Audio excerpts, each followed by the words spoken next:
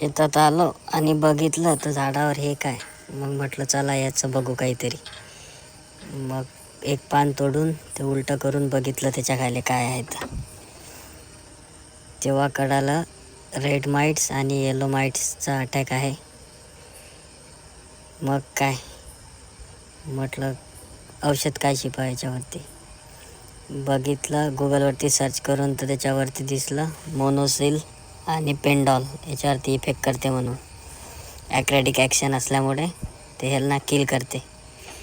मग काय केली ना तयारी, काढला पंप आणि चला चालू करूया स्प्रे. आता ही औषधी स्प्रे केली. मोनोसिल 30 ml पर पंप, पेंडॉल 20 ml पर पंप, म्हणजे 15 लिटरच्या पंपाला.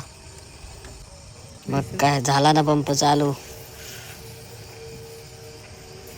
कर सगळे झाडं शिपून टाकले.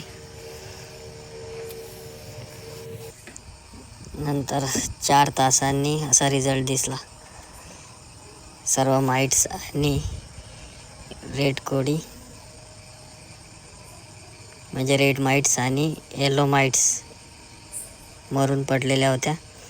त्यांची टेस्टिंग घेतली जरा मायक्रोस्कोप खाली. चांगला रिझल्ट भेटला दोघांचा पण. म्हणजे जास्त टेम्परेचरमध्ये मारू नका.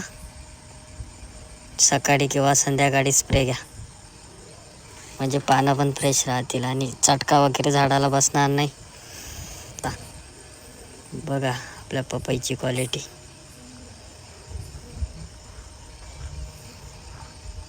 नेक्स्ट डे मॉर्निंगला